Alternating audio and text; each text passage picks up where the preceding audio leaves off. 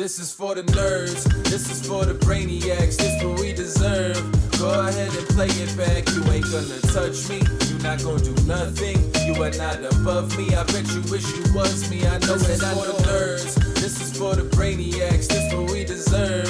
Go ahead and play it back, I know it, I know.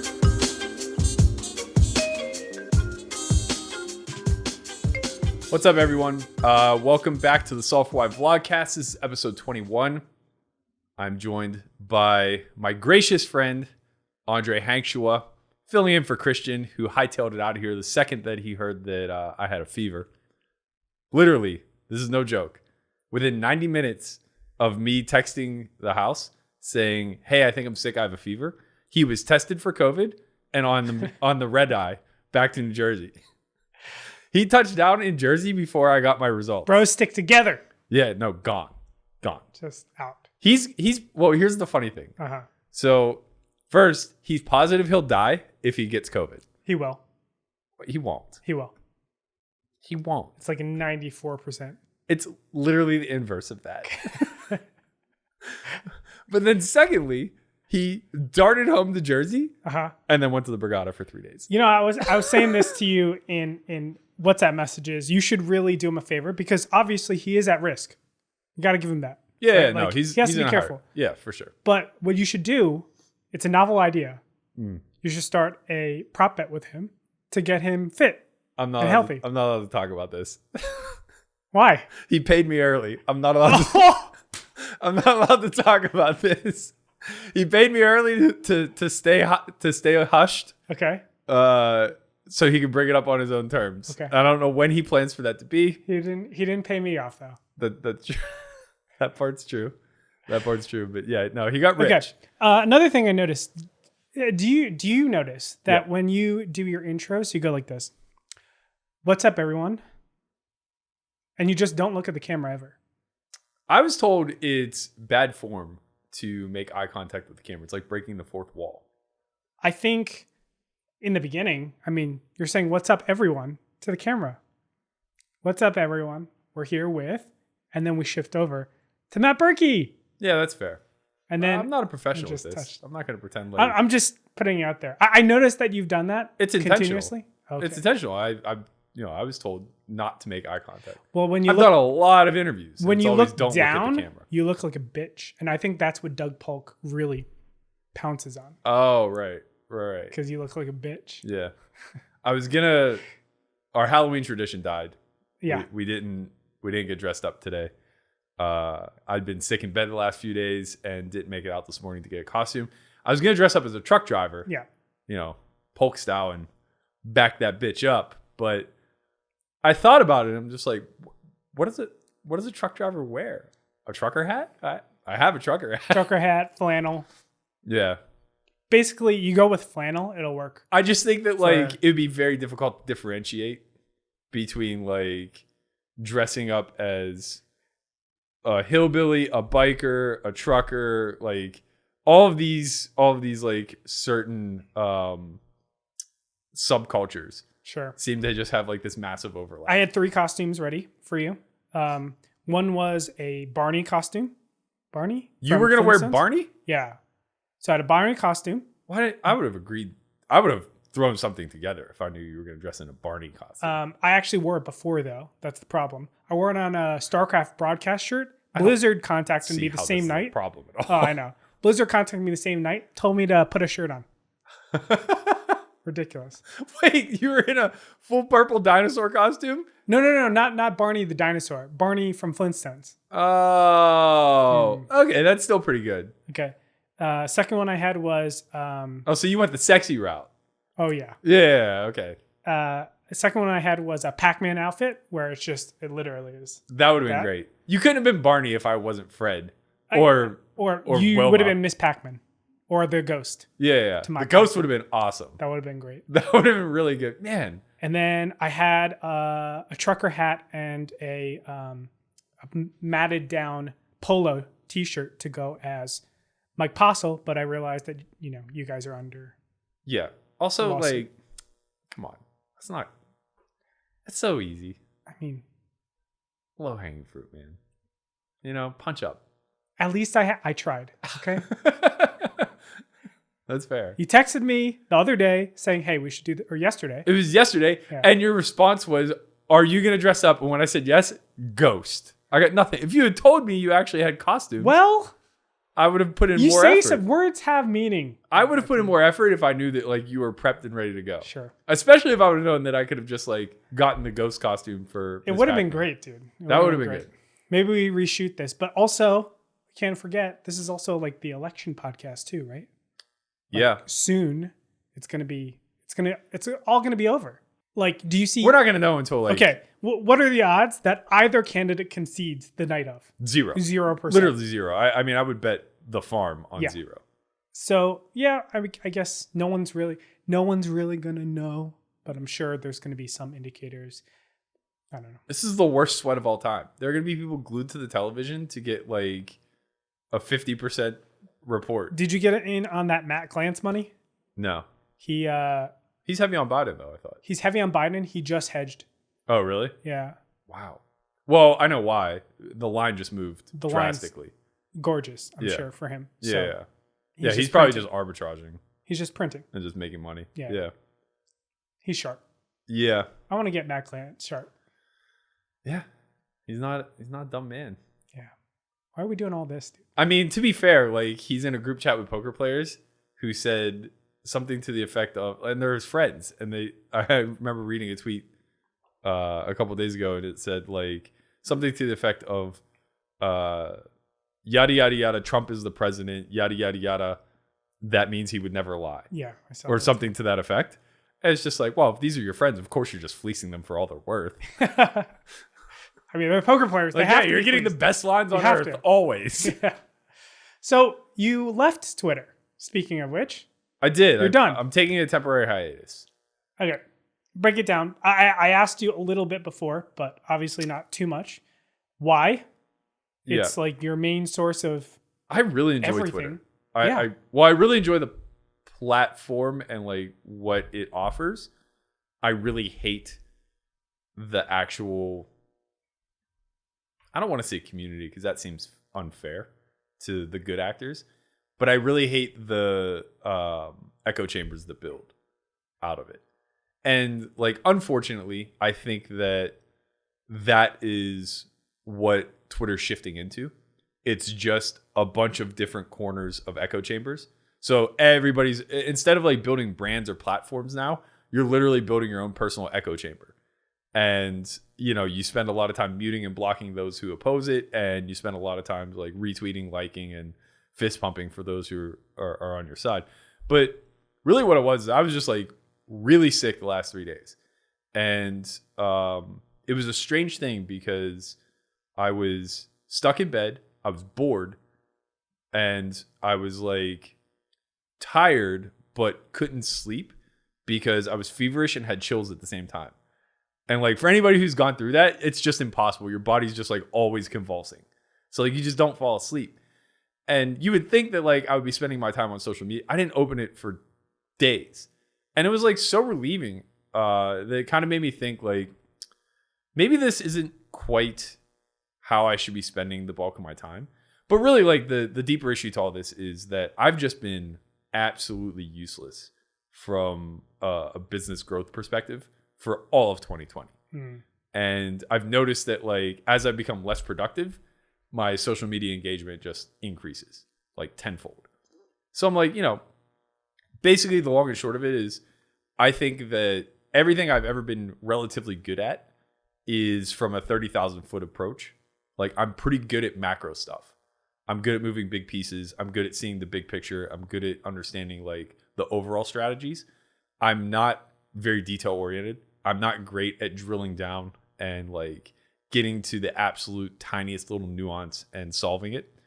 And I utilize Twitter the same way, where I would try to, you know, put forth macro thoughts or ideas or hypotheses or whatever the case may be.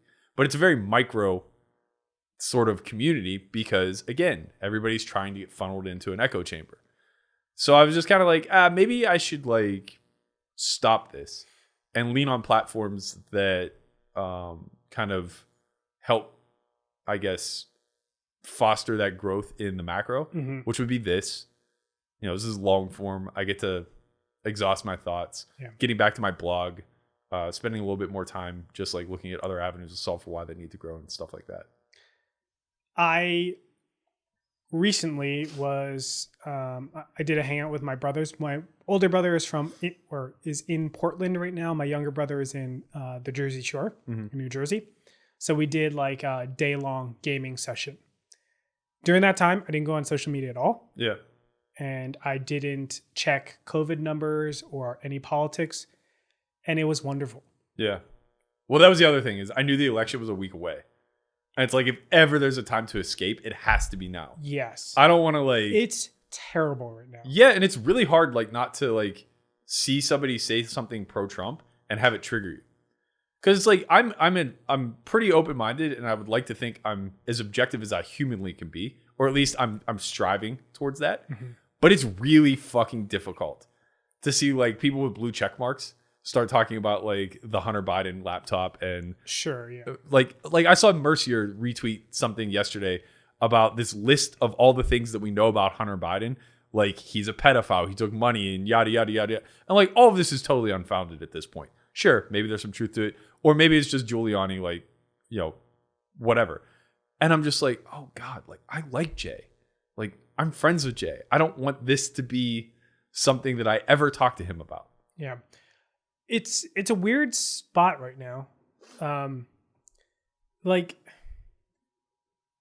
I sometimes wonder, how we thought the ridiculousness of like the birther stuff, all that. Now that we're spouting out, or liberals are spouting out things about like, the New York is under, Trump is under investigation from New York. And as soon as, he loses the presidency, he's going to be under investigation in that state. Yeah. You hear all of these corruption scandals and stuff. And I wonder if the other side thinks it's just us thinking the same thing that we thought about the birther issue. Like it's all fake. Like you guys are just complaining about things. It's a really weird spot because I look at the outrage that happened with Obama, and I was friends with a ton of Republicans. I was in New Jersey at the time. I was friends with a ton of Republicans. My ex-girlfriend at the time, her dad was very Republican.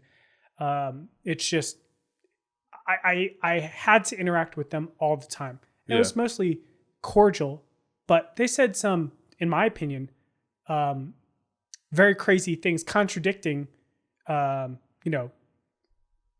I thought very widely held beliefs, like Obama's from America. Yeah. He's not trying to create death panels. But then I hear all of these things that we're saying, and I'm not saying they're wrong, but it almost feels like it's coming across the same way that we heard the things about. No, 100%. And if you look at the root of both, they're just takedown pieces, right? Like we see Trump as everything that's wrong or the enemy, just the way that conservatives saw the same in Obama. Like we've teamified politics. Yeah. And we've drawn these lines in the sand where you have to choose one side or the other, and it's insanity. And it drives this irrational, like obviously, like it was insane to think that we elected a president who wasn't an American. It's also probably equally as insane to think that all of the negative news that's getting pushed on Trump is true or has a shred of truth. The whole, at the end of it though, all of it is just in an attempt to shorten the amount of time that this man spends in office, be it Obama or Trump, right? It's like whatever we have, it's all smear campaigns. So it's just like, who cares, right? It's like if you're on the left right now and you're spending all that time and energy, like, waiting for their shoe to drop and for Trump to get his, it's just like, why? Like, the damage has been done. We all fucked up electing him to begin with. Like, sure, if he's truly done some sort of crime against humanity or against this country or whatever the case may be, would love to see him get punished. Would I love to see him pay back taxes for, decades of likely underreported? Yeah, of course. But like, also like, I don't care. Yeah. It's not going to change my life. It's not going to change our plight right now in the country or anything in between. For the most part, it doesn't matter if he goes bankrupt or whatever. He's always going to be fine. Yeah. He's too big to fail at this point. Exactly. Yeah. So I think that is the number one problem with the current landscape of everything. There are too many entities that are too big to fail. Yeah, for sure. And, I always look at democracy as these tiny little dictatorships that are trying to just amass power, right? These companies. Mm-hmm. And we had a problem back in the day with like Carnegie and Rockefeller because they got so powerful that they were like their own little government. Right. And we realized we had to do something about it. And now I wonder, where are the businesses right now? How big is Google relative to Carnegie, to Rockefeller, et cetera? Bigger. It's worldwide, not nationwide. Yeah. Yeah. So, and that's the thing. You're speaking to a very valid point. We're on the crux of a revolution. Yeah. That was the Industrial Revolution, and that's the thing. The Carnegie. This is really funny. So, slight aside, but I grew up in Pittsburgh, and Andrew Carnegie is as big of a staple in Pittsburgh as he was in New York. So there's a lot of like things named after him. The museums are named after him and things of that nature, right? I didn't know until I was about 16 years old that Andrew Carnegie and Andrew Carnegie were the same person. I knew it to be Carnegie Hall and Carnegie Museum because we're Yinzers and we pronounce things fucking weird. I don't even know what a Yinzer is. It's so how like in the South, instead of saying like the plural for you, they'll use y'all. In Pittsburgh, they say yins. And where did that come from? So what it is, Pittsburgh was like little New York. Like most people came immigrated into New York, Italians, Greeks, Polish, et cetera, because of the steel industry and basically just industry as a whole. Pittsburgh became like the next stopping point. There was just no port. So like they came in through 3 Mile Island and all this other stuff. And there was this big confluence of all these first generation immigrants. And because of that, you had a lot of English as a second language kind of being merged together. And this whole other dialect kind of developed where it was like you had like first generation immigrants from Ireland, from Italy, from Germany, whatever, this whole thing. And somehow out of it was this like Pittsburghese that was born. And it's the strangest thing because it is a traditional type of city. It's just carried through the generations. We have this weird, like we say certain words with like a draw that just makes no sense to the English language whatsoever. We make up words. Like there's a list of probably like 30 words that Do you speak it? Yeah. Oh God, yeah. I lost like the Pittsburgh accent. Probably. What's the most ridiculous sentence that you can say right now? I would have to think about it a little bit, but like, I could give you like a list of 5 or 6 words that maybe I couldn't use coherently in a sentence together. Okay. But like, you would have no idea what I was talking about. So like, if I told you to go red up your room, would you have any idea what that means? Clean it up? Yeah. Yeah. Like, don't know where that came from, but like, yeah, like red up means to clean. A buggy. Car? It's a shopping cart. A cart? Yeah. Oh. Yeah, it's a shopping cart. A Jagger bush. Your mom's genitals? No, it's a thorn bush. Oh. There's just like this litany of these words. Oh, I thought you said cougar bush. That's why. Oh, right, sure. No, Jagger.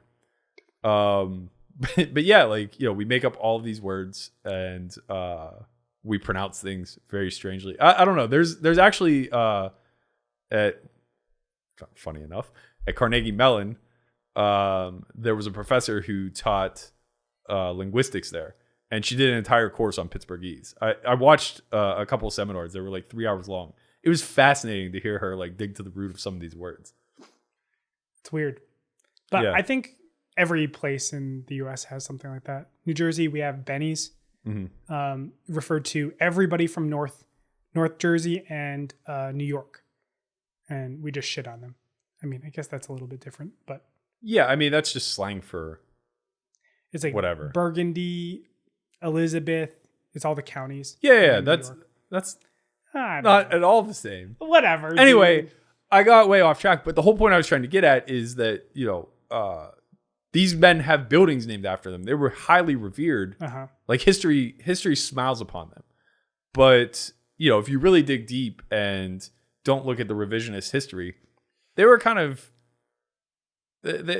like tyrannous in a way. Like it was one of those things where when there's blood in the streets by real estate, like they were doing that in droves and they had no concerns about like the poor or the wealth gap. I think we're seeing that a lot with tech now.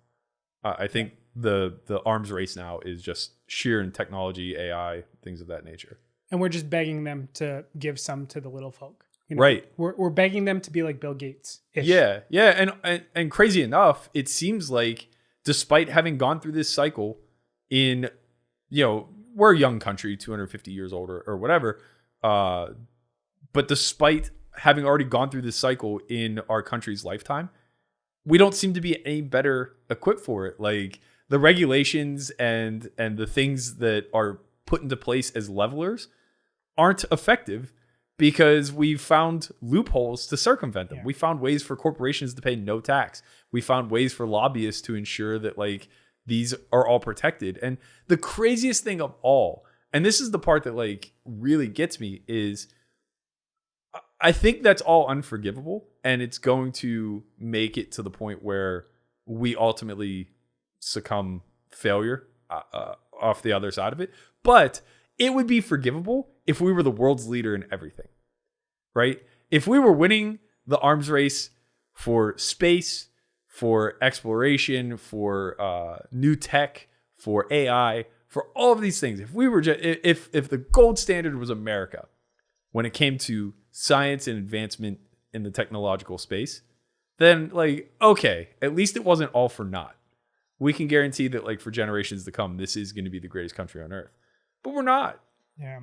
It's just like we're the most selfish country on the earth. It sucks because, incentives are so disaligned with even putting out technology at the rate where we research it. Like look at Apple on how they reduced their... They've been doing this for 15 years. Yeah. I've never owned an iPhone because of that. They always withhold whatever their latest and greatest technology is because they had no competition for the better part of 2 decades, right? So it's like, oh yeah, we've come out with a phone that has 3 times as many megapixels as what's on the market. But it's unique to America. Well, I'm not going to go that far actually, but I think Apple is only like really successful in America and Canada. Well, now. Yeah, now. But at a point, they had over 50% market share worldwide. Now they have like 10 or something. Yeah. Ridiculous. Yeah. The Android market is just like exploded. And that makes sense because it was a true free market. Yes. Right? It wasn't one product or one company. It was 10 to 15 that were all at an arms race to try to take over that side. Yeah, we are so far away from a free market in all these different sectors now. Mm. It makes it so difficult. Like even here in America, we're not really a free market compared to, Europe, the rest of the world. Yeah. How much easier would this business be if you had online poker across the board in the US? Sure. So much easier. Yeah. But you just have an inherent disadvantage because of the laws that we have here. It's weird. Like in some ways we do need regulation to keep everything fair, but in some ways regulation just like destroys us. I think that's the whole reason why we still have a 2-party system. Yeah. It's right? One side says we need regulations. Right. The other side says we don't need any regulations. Right. And they're both right. And they're both wrong. Right. Exactly. Exactly. Yeah. That's precisely it. It's like one side over-regulates and one side drastically undervalues what regulation can offer. Yes. And there just seems to be no middle ground. Like you stand for one or the other. And like that's just so insane to me. It's brutality. Anyway, I forgot how we got here. We were talking about Twitter. Sure. And how you're off of it. I've been thinking a lot about getting rid of Twitter, Facebook, and everything. The problem I have with it is just like the memories we have on there, the photos. if I would ever be back, like, I don't know. Sometimes I just want to hard delete it because it's just such a bad influence on the world. But I feel like unless all of us delete it, it's just not worth it. So I might as well. I have more conflicting thoughts. I actually think that there is huge upside to specifically Twitter and Instagram and YouTube. Far less Facebook. I think Facebook has gone the way of MySpace. What are the distinctions between Facebook and Twitter to you? In short, Twitter is built for medium form content. And I think that right now, that's what consumers want the most. We want these blips and blurbs that are going to like better our life. So I think like from a leader standpoint or an influencer standpoint, like people who can actually impart change in the world, I think Twitter is just like a fantastic platform. I think it's a great place for people to learn, but I also think it's a great place of misinformation. Facebook, I think, only just has the downsides of all that. I think that it's so over commercialized that it's just a bunch of misinformation jumbled throughout the algorithm. And again, I think they both suffer the way of creating an echo chamber. I mean, their algorithms are kind of built that way. From my understanding, Facebook more so than Twitter, but definitely the churn on Facebook is just like 100% like propagated based on, you know, what your interests are, what your likes are, and things of that nature. So like you're just constantly being fed and refed. You know, I had a friend tell me, and I didn't even know this was happening. Like I did, but I didn't. But let me get into it. So I always thought that Facebook was very binary. You have a group that it's like a hate group. Okay, it lives there, fine. You have a group that they love kittens. Okay, it's there, it's fine. Yeah. Apparently there are groups now that are built as cat and dog photos, and then they merge political. Yeah. So they gain your trust so that you follow them over, and then over time they warp the type of post. They do this with religion too. I had no clue. It's so insanely manipulative, man. Like honestly, like this is like what it's all coming to head with is I think we're getting to a point where we still understand so little about psychology that the rapid advancement of technology as a whole is really preying upon our vulnerabilities in understanding the human mind. And those who have a leg up in comprehending how to manipulate it are just like stepping on the throats of humans everywhere. And it's kind of tragic in nature because it's going to crumble before anything else happens. And yeah, people are going to rise from the ashes really wealthy. But as silly as it sounds, I think the solution to this is don't let these platforms monetize. You know, like if you stripped Facebook of advertisement, like completely, no workarounds, no loopholes, nothing at all. It's literally just a social gathering place. It suddenly gets a lot less dystopian. It's dead though. Yeah. Yeah. I mean, there needs to be a way to do it and still incentivize You're talking about like, okay, we can also have peace on Earth. Yeah, I get it. Right? Like we already let the cat out it's too late. Cat out of the bag. Yeah. Yeah, because Facebook stock is gigantic right now.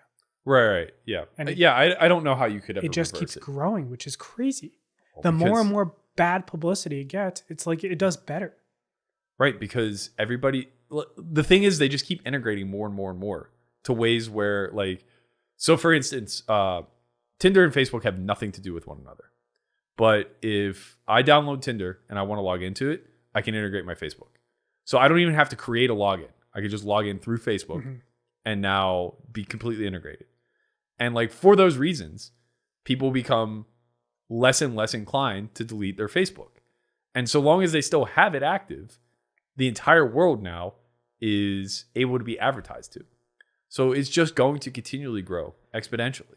So you mentioned this is going to get worse and worse until it all crumbles. What does crumbling look like? I don't even know what that state is. Yeah, I don't know. I don't know. People say that too. And I always wonder, like, what are they talking about? Right. I don't know what that looks like. I just see it as... If you would ask me a year ago, I would have said what we saw in 2020, where people were just like completely isolated. kind of losing their scruples a little bit. The world slows down.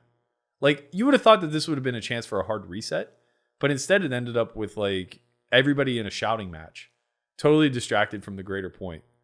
Like, we've been dealing with a legitimate pandemic. It's not like a proposed one or a supposed one where some people believe it is, some people believe it's not. It's classified as a pandemic.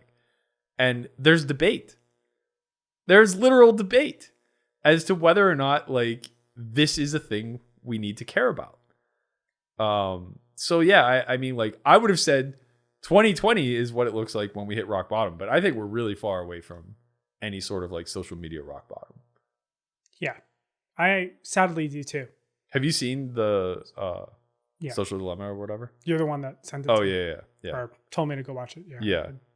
And then I watch all the like the frontline PBS stuff, Yeah. the specials of social media. And I really do think the upside outweighs the down, but maybe that's unfair because maybe the downside is just so much worse than I could ever imagine. I mean, like the technology, if it's used for good, is just so beneficial to humans. Yeah. Right? Like it's actually helpful that I go to Amazon, I order like a back massager, and it gives me like, all the other options, and it knows based on my preferences of what I'd be more accustomed to. And it's cool because it's like they've customized it for each individual, and no human actually knows. It's just the system knows, the machine knows. And it's very useful. But at what point does it become But too intrusive? even that aside, just like the sheer platforms themselves, Twitter, Facebook, YouTube, whatever new thing pops up, the sheer and utter platforms themselves. So like, let's just take Twitter and Instagram, because I think that they use the two oldest forms of medium, right? One is just sheer images and the other one is the written word. They have provided a service that in its purest form can advance photography and the written word by like centuries over a tiny little time span, right? So our ability to like, I mean, like, this could honestly, if used appropriately, where we started to use the AI in our favor and things like that, this could advance education and advance the arts in a way that like took a revolution throughout the course of history and, centuries long to actually get to a certain point. Like, we can see it happening like overnight because we can fact check. We can digest so many different sources, and so many different voices can now be heard and put out there. Yeah. And like, there's the problem that like before you had to go through a lot of filters in order to get a book written or to get published or whatever the case may be. But those filters weren't necessarily quality control, right? It was just more so ensuring that it wasn't too easy to do it. But like, if you knew someone or you were wealthy or whatever, there's a lot of really fucking bad ideas in published books out there. So like, it's not like that was a great system either. This system that technology provides, it's really fantastic. It's just nobody cares. Yeah, it's the fight about like too much choice over too little choice. Yeah. And before it was too little. Yeah. And now, is it too much? Well, Probably. the idea would be that AI could reduce it from being too much. Sure. Right? AI should be able to cut through the fodder for us and just say like, here's the cream. This is what everybody should be concerning themselves with. And honestly, you should see a very quick advancement in a lot of areas, right? You should see things like theoretical sciences start to make strides in areas where they'd been kind of stagnant for decades and things of that nature. Maybe we still will, but we're going to see a lot of regression, particularly whenever you start talking about the median person or the median household, right? Like, those people that are just living the everyday traditional life, they're probably going to suffer more from social media than gain, right? Because the low-hanging fruit that social media offers is a distraction. And those distractions are now being monetized. Yeah. And then what do they get out of it? Right. They're just Right. they're just mowing lawns. Yeah. Yeah. Exactly. They're just wasting time. Right. Yeah. I mean, for platforms, it's obviously gigantic. And it still will stay that way. That's why I was so surprised, honestly, because you command such a huge platform on Twitter. But I know you're still posting on Instagram, and you're going to be Instagram and something else. Oh, I want to write on my blog again. So like, here's the thing. I'll still just like, if I come up with a new blog piece or whatever, I'll still just post it. I have Hootsuite, so like I don't even need to log into Twitter for that. I could just like fire off a scheduled post or whatever. And same thing, like I'll be doing this every week, so I'll still be active, I guess. Sadly, we're still a slave to the algorithm. I don't want to go dormant. But yeah, I just don't want to engage. I don't want to check the notifications. Every time I tweet and someone responds with a conflicting opinion, I ask myself, why did I even do this? Why did I even put my voice out there? Because it's just so much work, dude. Yeah. And it's like, it's tough because you'll say a word and that word has so many different meanings or ideas, or, you know, I'll just give an example. Like if I say BLM means so many different things to so many other people. Yeah. Right? For one person, it could mean it's like a terrorist group. For another person, it means it's a force for change and a revolution. And I don't know what their baseline is. Right. So I speak, and they have to talk. As soon as they see it, they assume a baseline for me. Yeah. And it's just all over the place. I think that's been one of my biggest challenges with Twitter is like, I'm always speaking from the macro. And a lot of the terms that we use in poker are like pretty thrown together, right? We don't all have a fundamental working definition. Like, yeah, we have a roundabout, but your understanding or knowledge of that definition or subsection of game theory or whatever the case may be is going to dictate how you respond to what I say. So when I say GTO, your inner working of what you think GTO is going to provide the context to everything else that was said in that paragraph. And it didn't really dawn on me until I started like analyze this a little bit further. It's like, well, no fucking wonder like so many people disagree with what I have to say or dislike what I have to say. Yeah. I mean, there was a point where I think it was maybe a month ago or so, whenever the RTA stuff came out, we did a podcast on it, and I mentioned like, you know, a handful of things that I saw being big problems and the downside to all of it, and you know, what I didn't think was happening. Like, I didn't think that GG just suddenly woke up one day and was like, oh, we have this new technology, flag 40 account. It's just like either you had it or this is just like to cover and make people feel happy, whatever the case may be. So like, you know, I methodically went through all of this. Like 3 days later, Dominic Nietzsche went on a podcast and he went through the exact same thing. And like, I listened to it and we were almost like simultaneously saying the exact same thing point by point. Like literally it was like almost off of a script. And then it kind of ended with him saying like, I watched Berkey's podcast and I like disagree with everything he has to say. I think he should leave this to the people who are experts in RTA. Mm-hmm. And like to hear that, it was just like, how on earth could we ever be talking past each other this profoundly when it's abundantly clear that we're in complete agreement on pretty much everything? And what it was is the big emphasis on my outlook on how it impacts online poker in the long run versus his. For him, he thinks it's like something that is occurring and needs to be policed, and the community is going to do their damnedest to pressure the online sites, but you know, we're kind of forced to just choose sites that are more diligent with it. And my outlook is this is a red flag for the beginning of the end. Like everybody should recognize that this is where it begins, and if corrective action doesn't, and it's not hard to build in random mistakes into an RTA. Sure. You know, like, yeah. Oh, okay. We know what we're supposed to do. Let's say like 62% of the time we raise 33%. Yeah. Okay. We flip for it. Okay. Now we're going to do like a 92% of the time we go with the correct decision. 8% of the time we go with the incorrect decision where we go 50% instead of 33. Yeah. I understand what you're saying. There's ways to like level it where you Correct. give up a little bit of EV and you hide it a little bit better. But the whole point is that like it doesn't even matter which one of our outlooks are correct. All that matters is like the viewpoint of what's happening here and now. Sure. And the simple fact that like that there was a disalignment there just because the macro vantage point was so different. It just made me realize that like communicating at this point is so fucking hard in short bursts. Like it just has to be done in long form, or it has to be done like in good faith by all parties. Yeah. I made a tweet, the tweet that triggered me. I made a tweet that said something like, greater number of tests facilitate a lower Mortality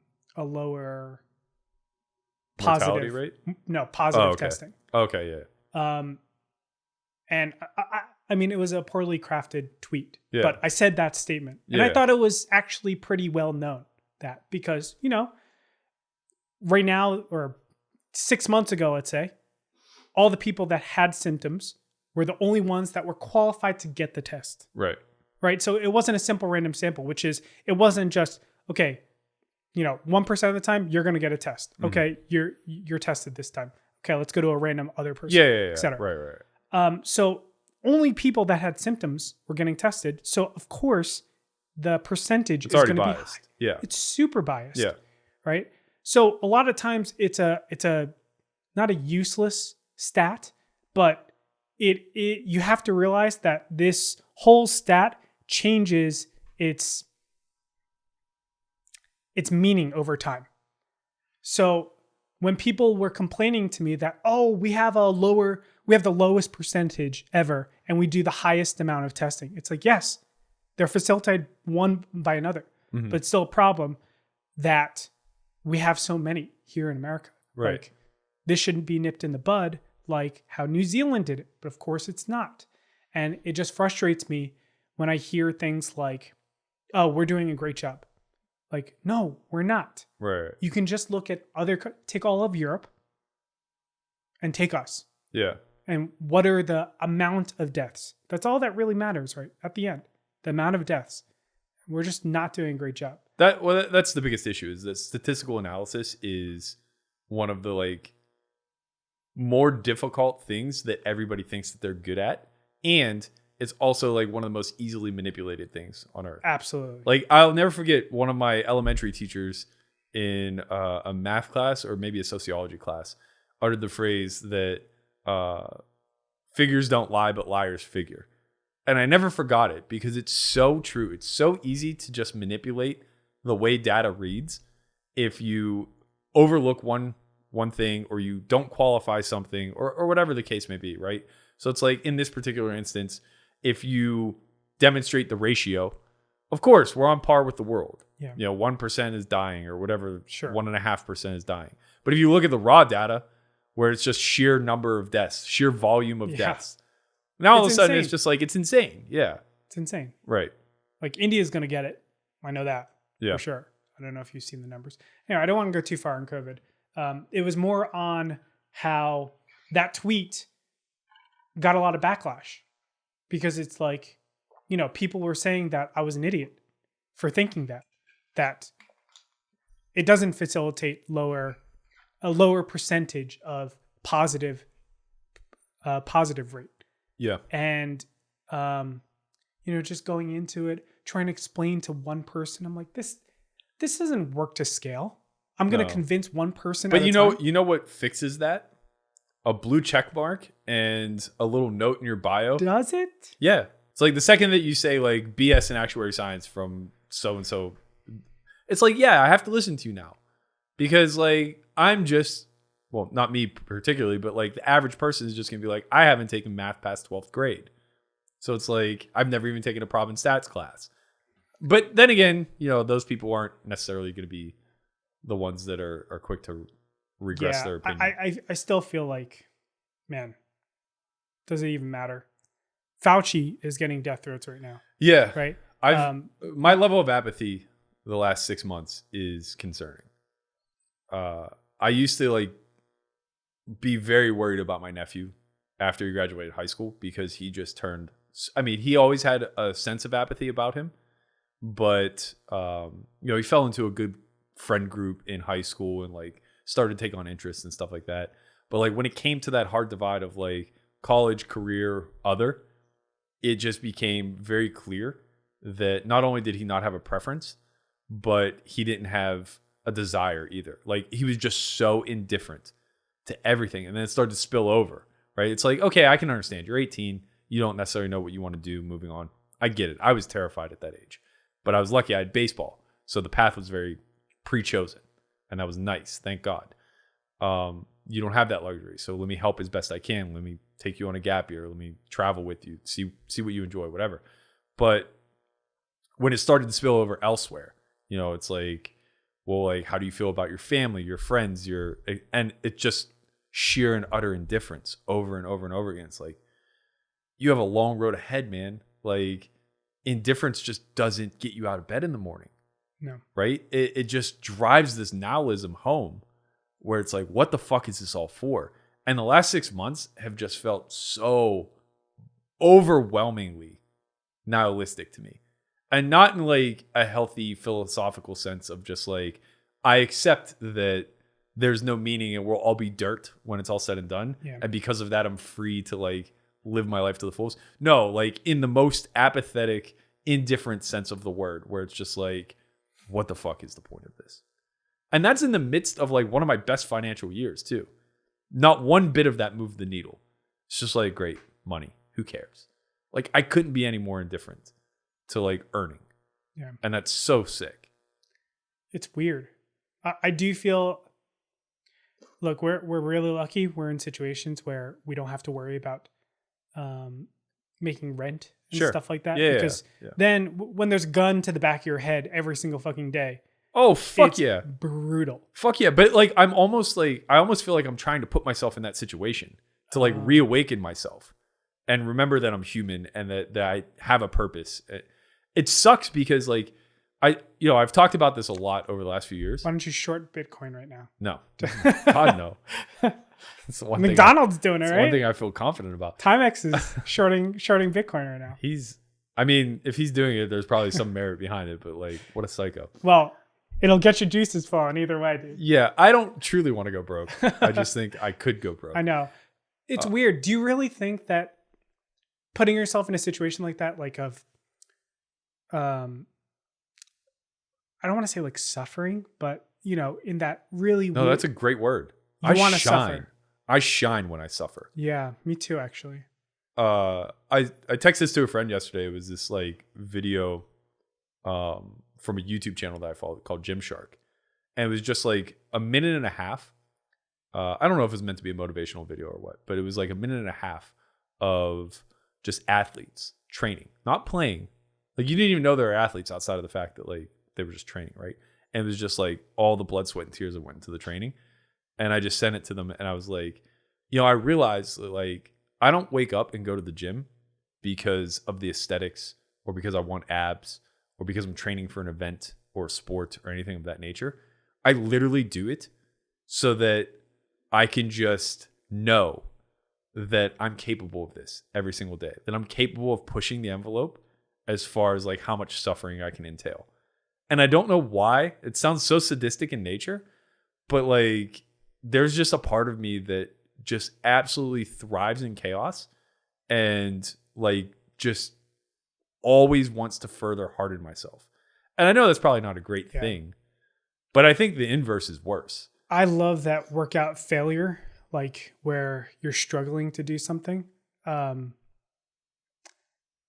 was sick, like in track. I loved feeling that. I don't know if you've ever felt this, but it's when you're running, let's say like a 400. Did you run track or anything? You did baseball. We did 440s and 220s all the time. Yeah. Okay. So you know that feeling when you're sprinting like a 400. So it's a longer distance. Yeah. And like your back starts to give out, but you're still fucking running. Yeah. I love that feeling, but I hate it, but I love it. Yeah. I love getting to that point to know that I did well. My problem is activating myself to go up and just go do it. 100%.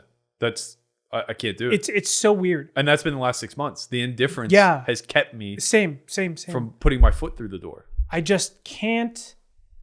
And then like, okay, last week was the first week I was like, okay, I'm going to jump rope. I'm going to stretch. I did jump rope. I went to failure. Felt great. It's been like 3 days because my body's just been crumbled. And it's really difficult for me to do it again. Yeah. And I just don't know why this activation. I've never had this. It's so foreign to me. But like, yeah, I've spoken a lot about like Maslow's hierarchy of needs, and I don't want to sound ungrateful because your point is very valid. Like, we are so fucking lucky compared to 99% of the world. So like, I'm certainly not sitting here bitching and bemoaning my plight in life. Like, I'm so fortunate. If I died tomorrow, I'd be one of the luckiest people on earth. But what I'm getting at is that for most people, they spend the majority of their life in that bottom third of the hierarchy, trying to fulfill survival needs: food, water, shelter, clothing. And then, you know, if they're lucky, they get to spend a little bit of time on love for oneself and love for another.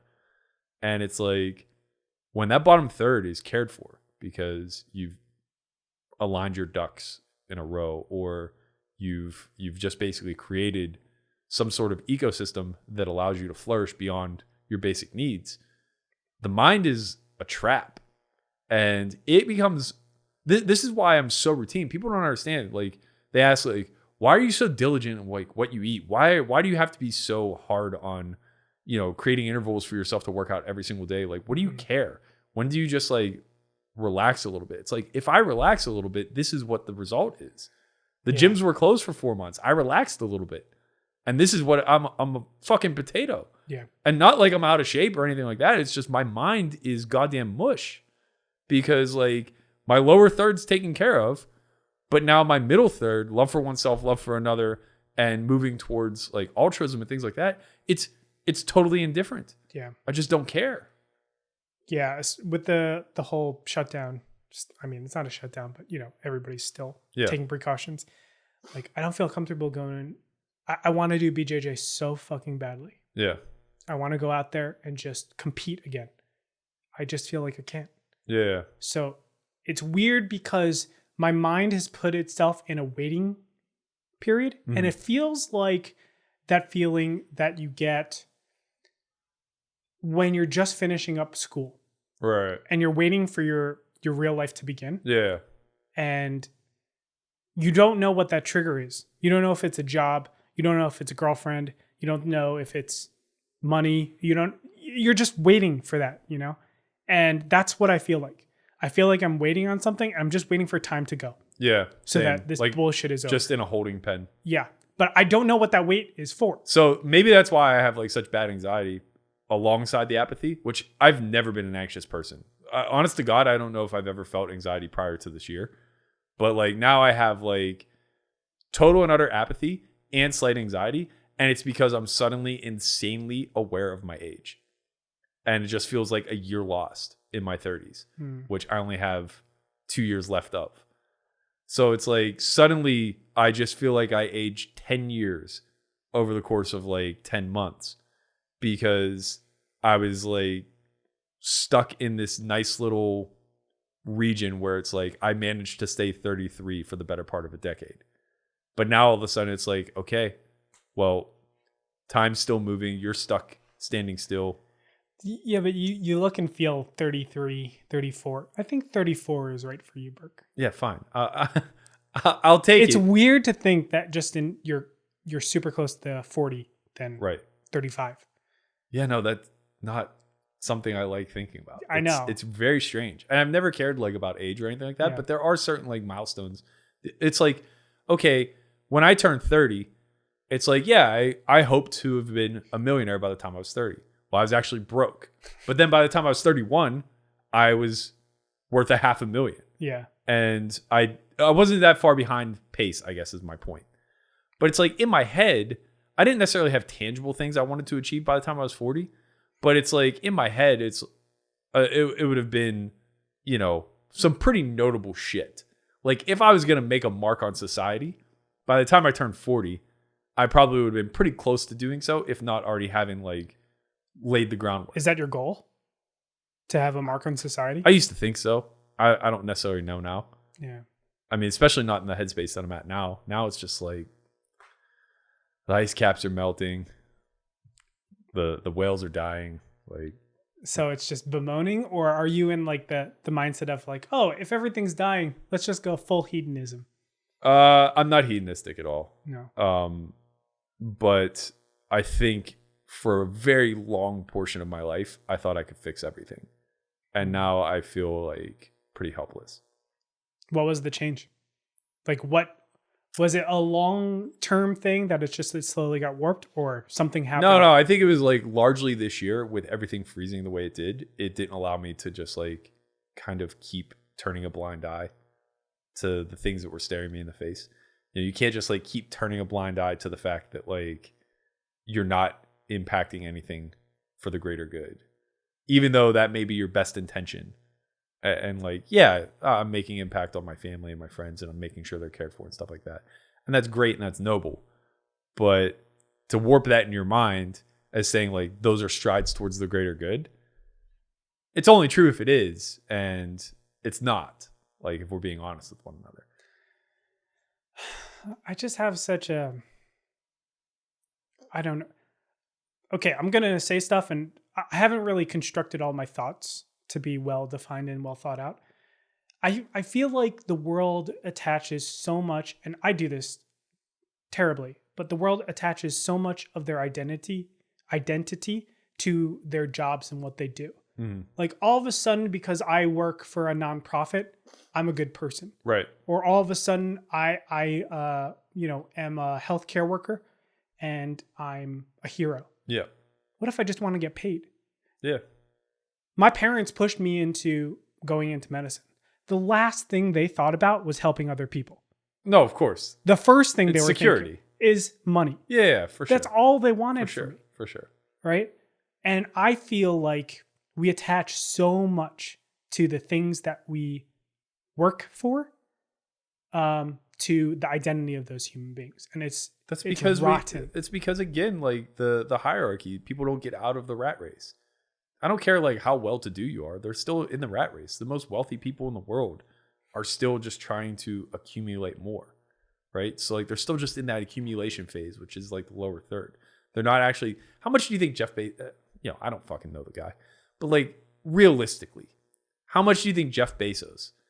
In cumulative hours per day, how much do you think he's spending on self-improvement, on improvement of relationships in his life, love for himself, love for another, things of that nature? I don't even know if we can measure it in minutes. I don't even know. It might be seconds, right? And like, well, on himself, he probably is putting in time. Maybe. Why wouldn't he? Because he's goddamn disgusting rich. You don't have to. Yeah, like when you say that, you like working out and shit like that? No.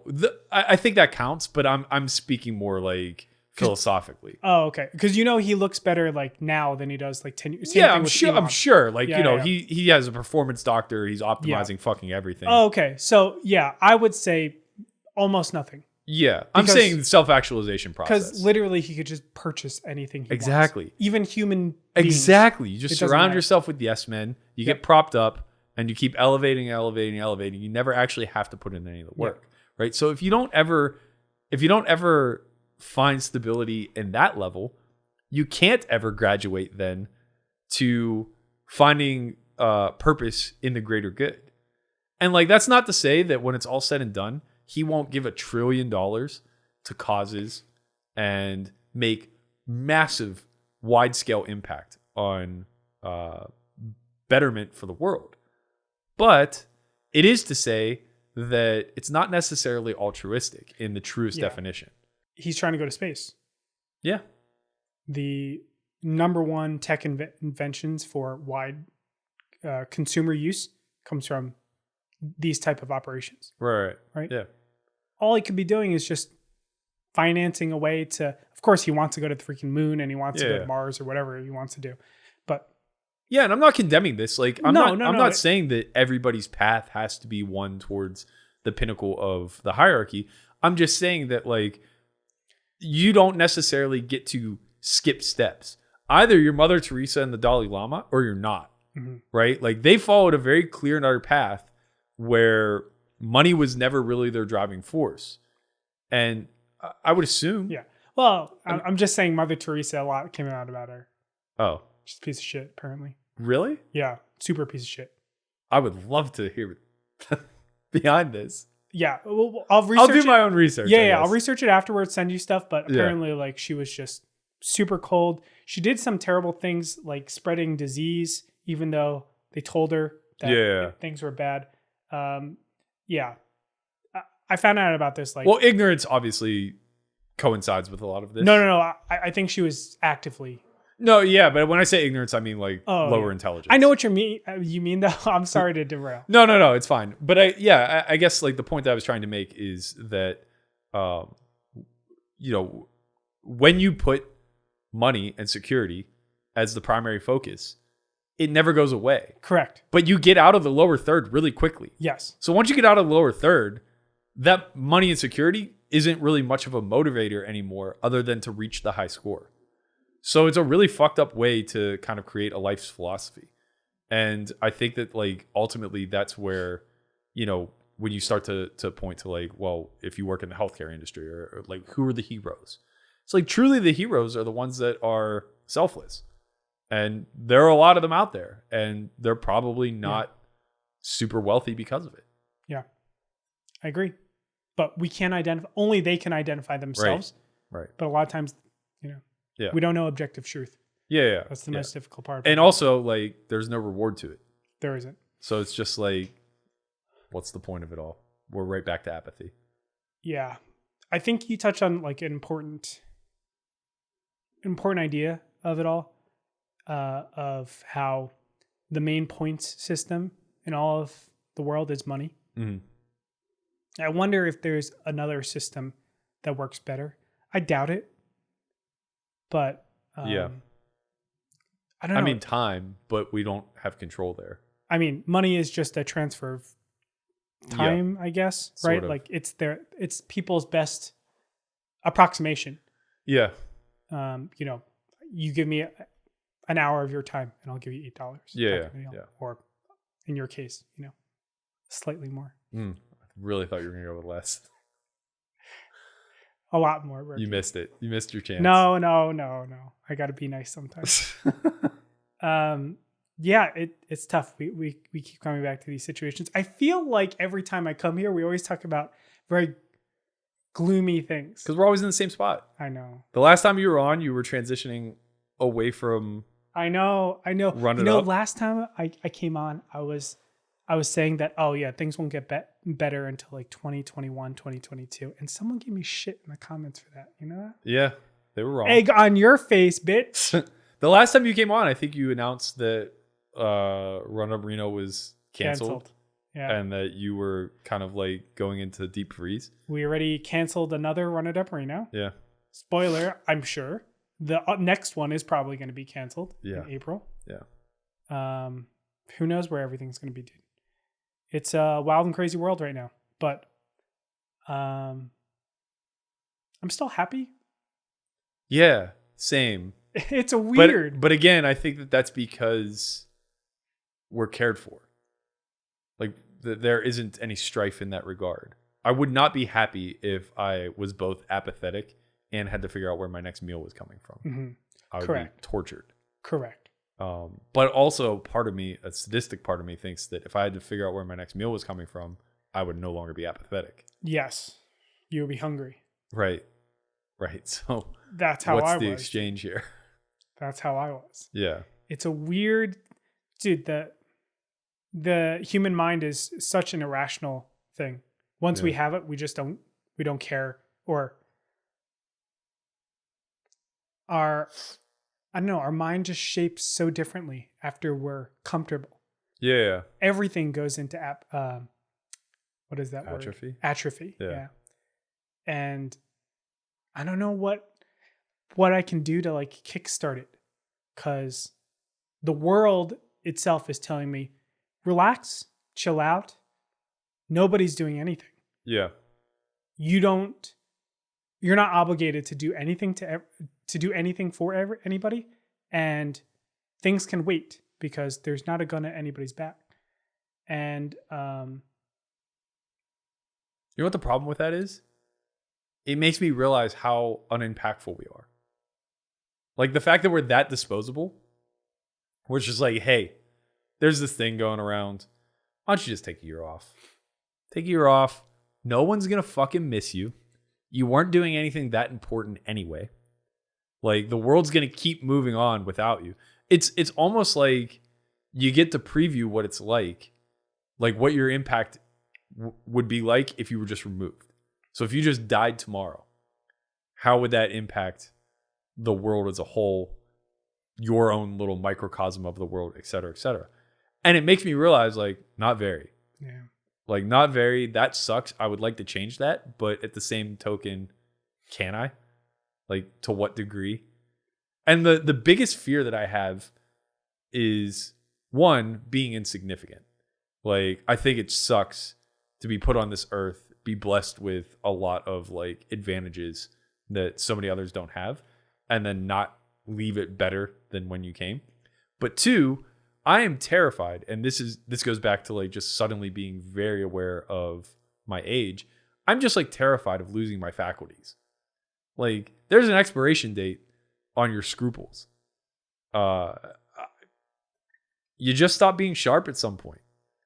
And yeah, I know that like 38 is still young, relatively speaking, but it also like reduces that backside number a lot. It's not 50 anymore. There was a point where that backside number was like, oh, it's 50 years before I really have to concern myself with like death and, you know, all the things that come with the precursor to death. Now all of a sudden, like that backside number might be like 25 or 30. It's like, well, where the fuck did the time go? yeah, it's weird. 20 years just like blew by. I mean, I just started playing poker in my head. Not like I got an alumni letter not that long ago. I know exactly what you mean, by the way. And it's like 2004 Yeah. was 16 years ago? It's been 16 years since I was in college? How on earth? Yeah, I just hit 11, or last year was my 10-year anniversary, 10-year reunion for my college. Yeah. And it's weird. I just got out of college, Yeah. to me. Yeah. And in the same token, I just got out of esports. Yeah.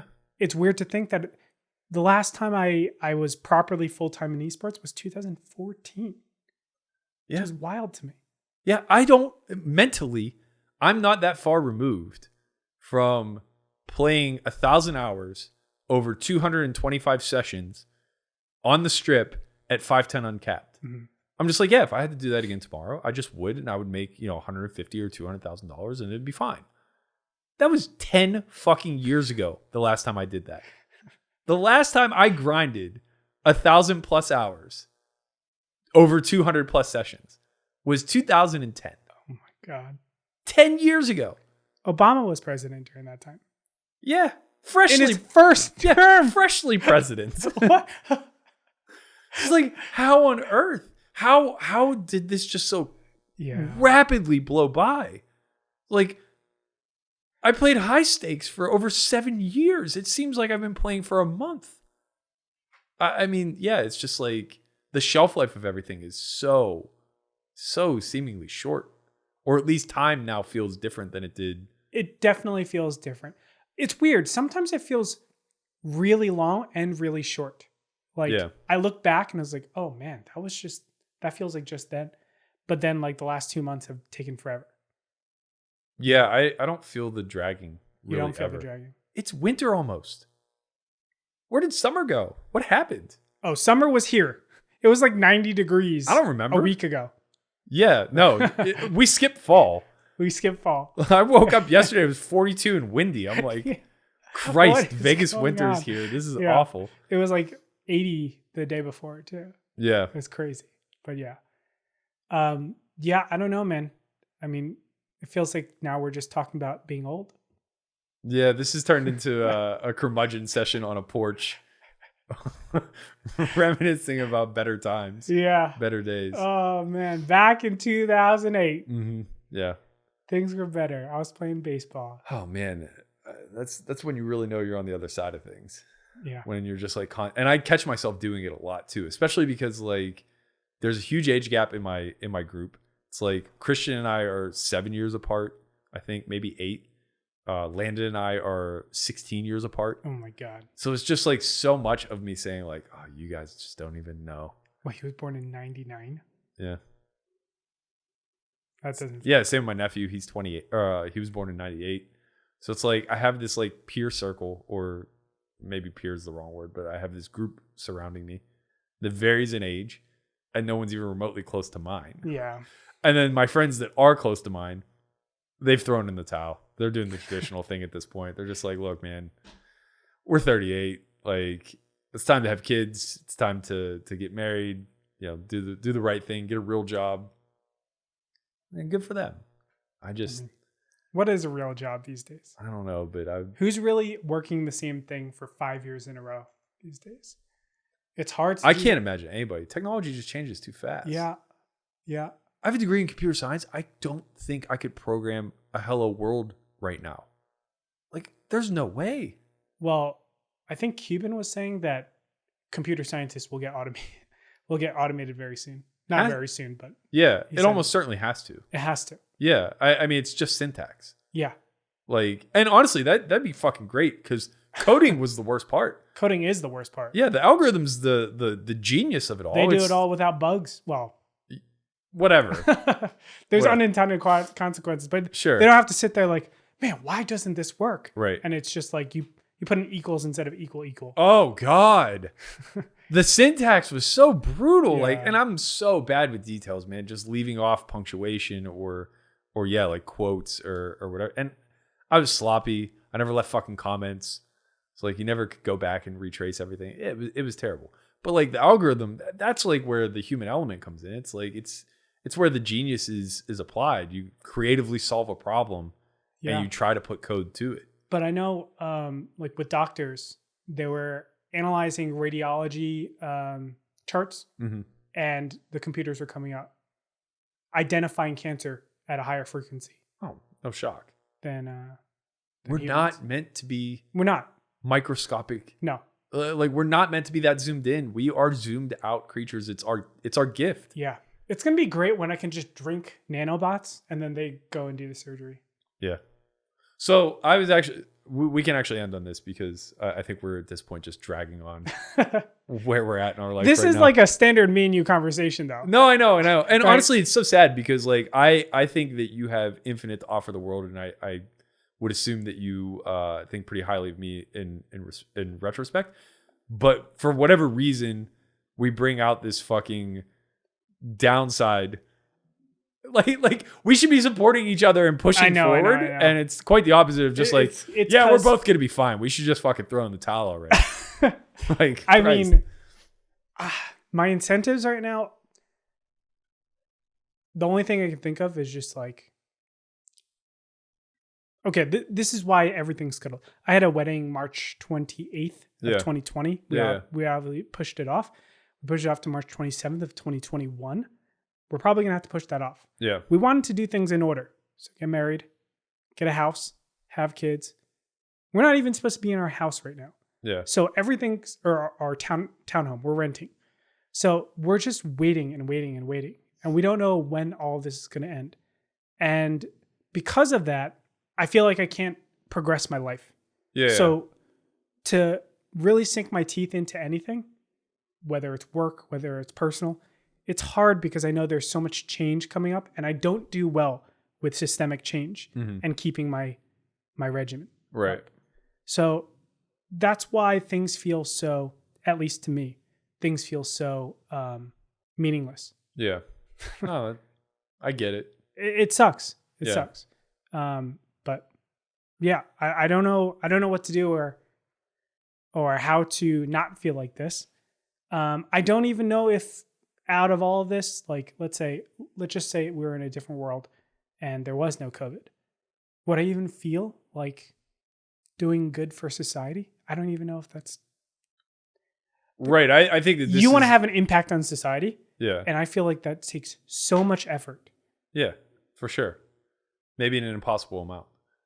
And I think like for you, COVID has represented what happens when your financial incentives are no longer there. So in other words, you're financially stable and your ability to earn has been taken away. So your motivating factor has gone right alongside with it. Because any other time where you would have this amount of free time freed up, it would just be figuring out another way to make money. Well, the problem is my way to make money at this point is just fucking jamming on the market. Right. Right? Like, so it's all systemic growth from the stock market. Yeah. Because things are depreciated. Right now, airlines are cut in half. Yeah. Do you think Boeing is not going to be alive after COVID? That's Right. insane. Right.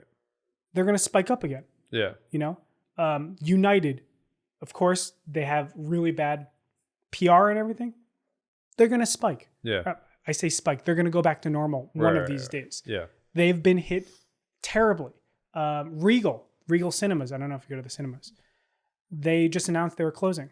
Yeah. Which means there's consolidation. Right. Which means AMC or Cinemark is going to probably take all their market share. Yeah.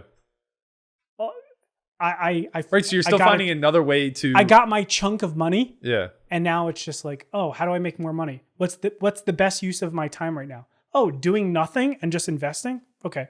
Right. And like, that's the point that I'm trying to make, right? Is that like, you're never really seeking fulfillment. You're just seeking the next endeavor that's going to, you know, produce a little bit more of your quote unquote hourly. But yeah. And then I asked myself, what do I want to be doing right now? And it's training. It's playing soccer with my friends. Yeah. It's doing BJJ with you. Yeah. Whoa. Chill out.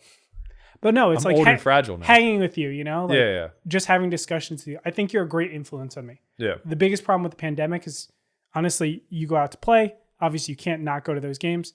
I wish we could hang out in the house more. Yeah. But I'm also, you know, a little bitch. I get it. To go out of my... Berkey, I don't think I've seen other humans besides you. It's not healthy, forever. man. It can't be good. I mean, I get the risk of getting COVID, also not healthy. But I don't know that living in a virtual world is going to be okay. There's like cardiomyopathy is coming out of people that have COVID, even like healthy people. Yeah. You know what cardiomyopathy is? Yeah. It's the one that you drop dead at 30. Yeah, I get it. You could be super healthy. Sounds kind of nice, actually. Like you literally just, your heart just stops. You just drop dead. I mean, that's it. It sounds like an incentive to get COVID. I mean, you know, I don't want it to happen, but like if I get to pick my death, yeah, that's up there. I think like death in your sleep is good. Cardiomyopathy. Well, cardiomyopathy, it's like happening to, it's like you're on a soccer field. Actually, this happened to one of my dad's friends. Yeah. He was fit, 40 or 50-year-old guy. He was playing soccer, just dropped dead. Yeah. That's it. Yeah, I think there was... Shat himself. Is that how you want to go? Everybody shits himself when they die. I know, but in front of everybody. No, that's a little unknown secret that you're all going to find out one way or another if you have loved ones. Yeah, I think, was it Len Bias, the basketball player, died from this also, like on the basketball court. It's like way back in the Makes sense. 80s. It happens to a lot of very tall people. Yeah. I assume that person is tall. I don't know who. Yeah, no, very tall. Yeah. I found out there's like someone that's 5'9" in the NBA right now. Who? I don't know. I looked it up. It's like, who's the shortest person in the NBA right now? 5'9" or 5'11", something like that. I mean, I'm sure that Still there is. really short. I don't know who it is. In the fives? That's crazy to me. Muggsy Bogues was 5'6", 5'6", and oh my god, how am I forgetting his name? He won the dunk contest. I can't think of who this was. And then also recently somebody else won the dunk contest 3 times. I can't remember his name either. Man, this is embarrassing that I'm forgetting these names because it makes it seem like I don't follow sport, or at least not closely enough. But they're gonna come to me off air, and I'm gonna feel like you're gonna hate yourself. Yeah, of course. But what can you do? Yeah. Anyway, the thing that I was gonna close on was I was talking to somebody about this the other day, and I said I can't wait for food or nutrition to come in pure pill form. where we no longer have to consume, right? It's just like you need 2,000 calories, X amount of protein, Y amount of fat. Like, don't they have that right now? Like Soylent? so yeah, but it's like, it's trash. What do you mean trash? It's just like fucking utter garbage. Like It's bad for you? Yeah. Yeah. The process is not complete. We are to the point where you've tested it or you've just researched it? I've researched it a fair amount. Okay. It just seems But like, is that what you're a person that eats to live, not lives to eat? 100%. Oh, I'm the opposite though. Yeah, most people are, and that's a societal thing, but we'll evolve out of that very quickly. Asians won't. Maybe not. I bet you will, because It's like a very common thing that when we touch down and like, let's say we travel somewhere. Yeah. The first thing we say is, where are we going to eat? Yeah. But And- like most cultures are that way. Like Yeah. Italian cultures are the same. They break bread and yada, yada, yada. The thing of it is, though, a lot of world problems are solved the second that we stop socializing eating. Famine gone. Immediately gone if we're able to pilify nutrition, right? Agriculture and factory farming, gone. Just immediately gone. The world heals. Yeah. Overnight. Productivity goes up Yeah. incredibly. Yeah. The biggest issue that there would be if we were able to pull this off would be overpopulation would just be rampant. Because the other thing that would be gone would be obesity. We would be able to control obesity with, I mean, Oh, you're sure. right. Because obesity is primarily an income problem, Yeah. right? People Yeah. without the choice Yeah. to be able to, They have to eat lower quality foods, and which are calorically dense, full of sugars. yeah. Yeah. Everything would be controlled, right? It would be like, here's your pill. You would never like take a pill for 8,000 calories because you were feeling down that day. I mean, sure, people would, because the same reason that they take 20 sleeping pills or 20 pain pills or whatever. Sure. But like generally, like obesity would be gone. Heart disease would be drastically reduced. Could you imagine? You're like, oh, I just want to bulk. All right, I'll take this one. Right. Here's the weight gainer pill. Yeah. Like it's really insane that we don't know any science that's like advancing in this area. But again, like we also don't like, it's kind of like the brain. We just, the gut is a very unknown region of our system. I think we know it a lot better than the brain. Mm-hmm. I think I've heard things equivalent to like we know about 1% of the brain makeup. Like we know more about the deep ocean than we do the human brain. But in any event, like I imagine it's very complex, and I imagine getting to a point of developing sustainable nutrition that offers sustenance and isn't going to result in cancer is not going to be an easy task. But also, hey, a lot of the food industry right now is just offering those things anyway. Yeah. So, yeah, I mean, like... And it's fine. You get cancer, you drink the nanobots. Sure, we're at that technology. Right. Yeah. But no, it really does eradicate, like, a lot of the world problem. Yeah. Like, it's crazy to think that if we wanted to potentially cure cancer, it may stem from eliminating consumption of food. Like, that may be the adjacent place to look. Or if we want to eliminate poverty, it may actually stem from eliminating, like, food markets and things of that nature. It's going to be tough, though. That'd be scary, dude. I just enjoy my food so much. Yeah, everybody. I know, we're talking about like a 100-year. Yeah, and also it's I don't think it needs to be a this or that. I'm sure that both can they're not coexist. mutually exclusive, right? Right, but like it would just have to be like now all of a sudden sustainable farming would be very, very, very practical. Because if 90% of the world isn't consuming daily, it'd be very easy to have sustainable agriculture. So why don't you do that, Burke? Would love to. Don't know that I have the capacity to execute, but hey, maybe I'll start digging in. That will change the world for the best. That would be a hell of an imprint to leave. You would be Jeff Bezos rich. I've pillified the world. Yep. Hello, get your own bone broth pill. That would be. I wouldn't be Jeff Bezos rich. Somebody in my bloodline would become Jeff Bezos rich. I would die dead ass fucking broke because the food industry is just too big and too powerful to ever let something like that take off in my lifetime. Yeah. For sure. That's, oh my God. Because they're Jeff Bezos rich. Yeah. We just want to, I want to go into that so badly. Yeah. I know we should end it here. Yeah. Man, the frustration of just the inertia of getting good ideas out. Yeah. Well, what you would do is just start in third world countries, but you wouldn't make any money. You know, you would proof of concept and you would change lives, but like you're not getting paid. So Africa would be healthier. So you want to test on the African nations? It's not even testing, right? Like you could do your appropriate testing and know that you have a product to take to market, and just know that like this is never getting through FDA and all those other bullshitty. Yeah, you're getting lobbied to shit. So it's just like, hey, I'm just going to build up a stronger African nation and Indian nation and see if, you know, this is viable at scale. But then you're just you're going to be like Bill Gates. In what way? You know, he does all this stuff for Africa. He actually tested Africans to put microchips in them so that when the pandemic comes here, he can microchip us all with vaccinations. You don't know about this?